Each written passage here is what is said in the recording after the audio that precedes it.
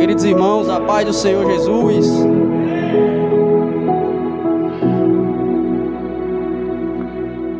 Peço aos irmãos que abram suas Bíblias, o livro de Marcos, capítulo de número 4, verso de número 35.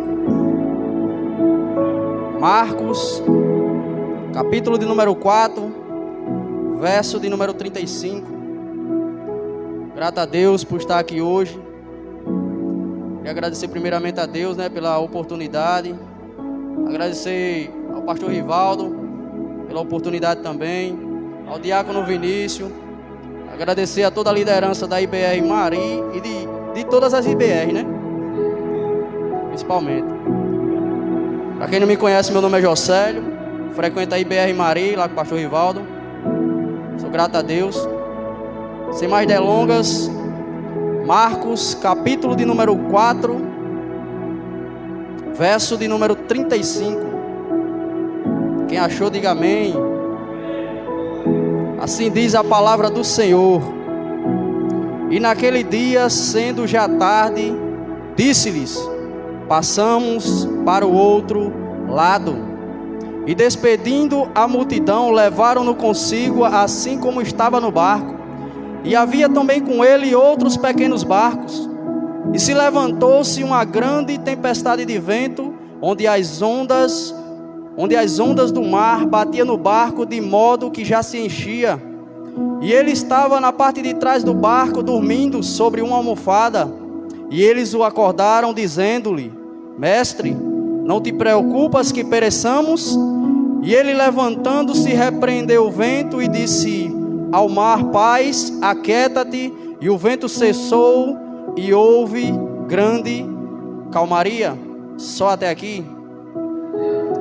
Queridos, essa história, ela aconteceu no Mar da Galileia. Lugar esse bastante conhecido pela Bíblia, pelos irmãos. Lugar esse onde Jesus fez grandes maravilhas, sim. Foi onde Jesus fez a multiplicação dos pães e dos peixes. Foi onde aconteceu a pesca milagrosa. Foi onde Jesus ele pregou o sermão da montanha. E aqui em Marcos, no capítulo de número 4, Jesus ele acalma a tempestade. E a palavra ela já inicia dizendo que naquele dia, já sendo tarde, Jesus disse: passamos para o outro lado. Queridos, quero eu aqui frisar 2 pontos. Primeiro ponto, obediência.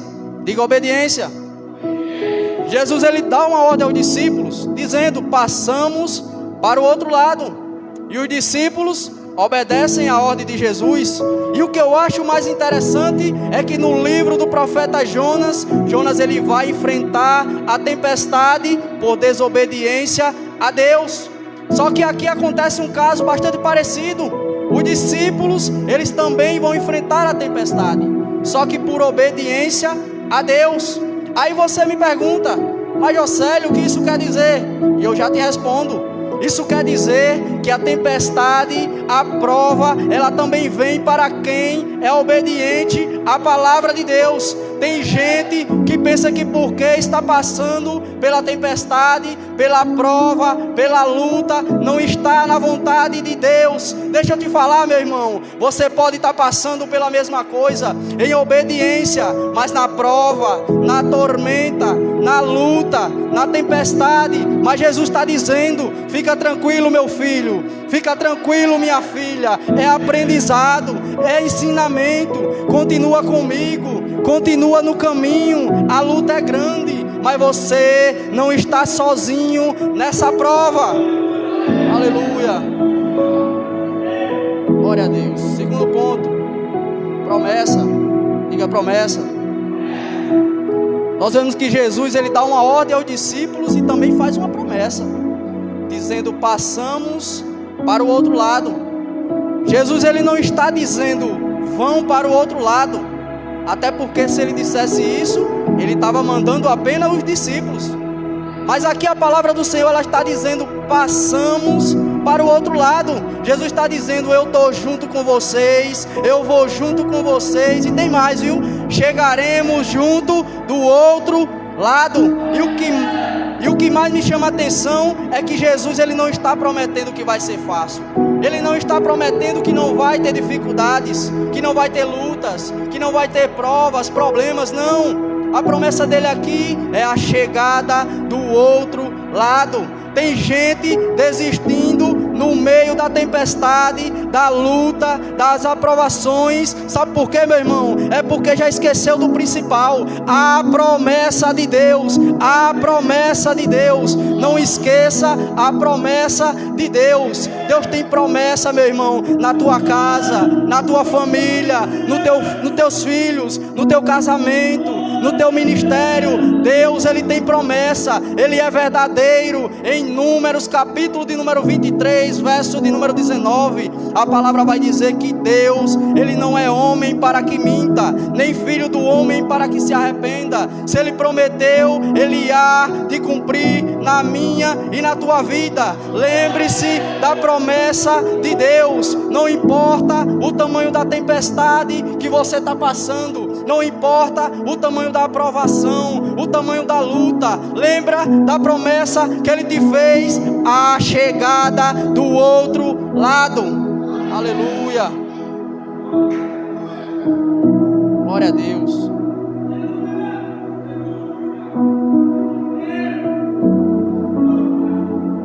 Verso de número 36. Jesus, ele despede a multidão, entra no barco e sai navegando junto com os discípulos no mar da Galileia, em direção às regiões de Gadara. E o que mais me chama a atenção é no final do verso de número 36. A palavra, ela vai dizer que outros barquinhos o seguiam. É por isso, meu irmão, que mesmo você passando pelas aprovações, pelas dificuldades, pelas aprovações da vida, você não pode parar, você não pode desistir. Sabe por quê? Porque tem barquinhos te seguindo, tem pessoas te seguindo. Se você parar, elas param. Se você desistir, ela desiste. É por isso que mesmo passando pelas provas, pela tristeza, seja na sua casa, seja na sua família, não pare, porque tem barquinhos te seguindo, tem pessoas te seguindo, tem pessoas que se inspiram em você, tem pessoas que olham para sua casa, para o seu casamento e dizem: eu quero um casamento desse. Se você parar, eles param. Tem pessoas que olham para o seu ministério e dizem: eu quero um ministério desse, eu quero ser igual a ele. É, meu irmão, tem gente se inspirando em você, então você não pode parar, você não pode desistir. Aleluia. Não pare, confia na promessa, confia na promessa que ele é fiel.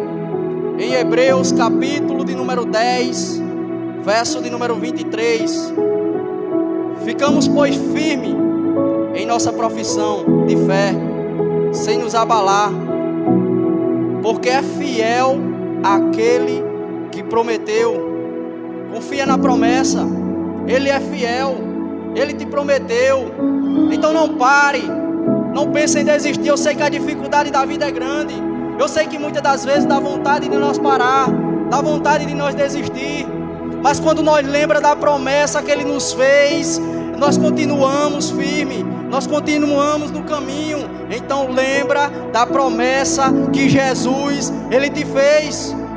Aleluia. Verso de número 37, a palavra vai dizer: e levantou-se uma grande tempestade. Não era uma pequena, era uma grande tempestade de vento. Verso 38, Jesus, ele estava dormindo na parte de trás do barco, sobre uma almofada. Aí você me pergunta: mas como Jesus conseguiu dormir em meio a uma tempestade? Primeiro, Jesus, ele estava muito cansado. Jesus, ele tinha passado o dia todo pregando a mensagem do reino de Deus por meio de parábolas. Para quem é pregador sabe o quanto é cansativo pregar por 1 hora, 2 horas, 3 horas. Imagina Jesus, que pregou o dia quase todo. Ninguém sabe nem se ele tinha se alimentado direito, descansado. É normal que ele tivesse cansado. Afinal, Jesus, ele não era só Deus, ele também era humano. Ele também sentia cansaço, fome, dor. Segundo, Jesus ele confiava no Pai. Queridos, e muitas das vezes é o que nos falta, é confiar no Pai. Em meio às dificuldades, confiando no Pai. Em meio aos problemas, confiando no Pai. Confiança. Aí você me pergunta, e como eu faço para confiar no Pai? E eu já te respondo, é desse jeito. Estou na prova, estou na luta, estou na tormenta, mas estou passando, adorando, exaltando, engrandecendo a Deus, porque eu sei que Ele está no alto e sublime trono, está sentado à direita de Deus Pai, e eu sei que se Ele está sentado, Ele sabe que tudo está no seu controle, que tudo está debaixo do seu controle. Eu sei que tudo está no seu controle de tudo. Aleluia. Então não pare de adorar, não pare de engrandecer em meio às dificuldades, em meio às provas. Sei que muitas das vezes ela vem para querer nos fazer reclamar, para querer nos fazer desistir, nos ver abalado. Mas Deus ele sabe de tudo e de todas as coisas, e Jesus ele já prometeu a chegada do outro lado. É necessário, queridos, que as aprovações aconteçam em nossas vidas. É necessário. Para quê? Para que nós sejamos aprovados pelo Pai. Em Tiago, capítulo de número 1, verso de número 12. Feliz é a pessoa que persevera nas aprovações, porque após ela ter sido aprovado, ela receberá a coroa da vida, a qual Deus prometeu. Então, queridos, confie, persevere, continue na presença, continue firme, para que vós sejais aprovado pelo Pai. Aleluia, aleluia. Jesus estava confiando no Pai, tranquilo, confiante. Que nós venhamos confiar mais no Pai em meio às aprovações. Verso de número 39. Jesus ele se levanta para acalmar a tempestade e para mostrar aos discípulos a sua grandeza, o seu poder. Queridos, nem sempre a aprovação que estamos passando é para o nosso mal. Nas maiorias das vezes é para nos mostrar o poder de Deus, nos mostrar a grandeza. Muitas das vezes, e é o que houve no verso 39. Isso me faz lembrar, aqui no verso 40, que ele, no verso 39, ele se levantou, repreendeu o vento e disse ao mar: paz. E depois ele disse: aquieta-te. E o vento cessou e houve grande calmaria. Para você ver que a tempestade ela tem o começo, ela tem um meio e tem um final. Tem um final. Em todas essas sessões, Jesus ele está com você. Ela sai no começo, ele está no meio e ela também está na chegada.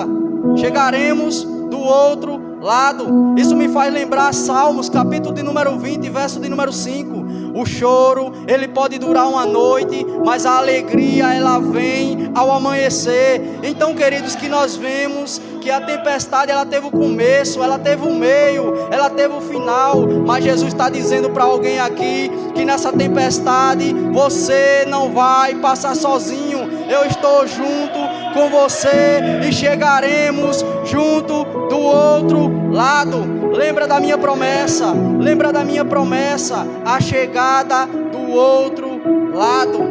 Aleluia. Glória a Deus. Confia na promessa.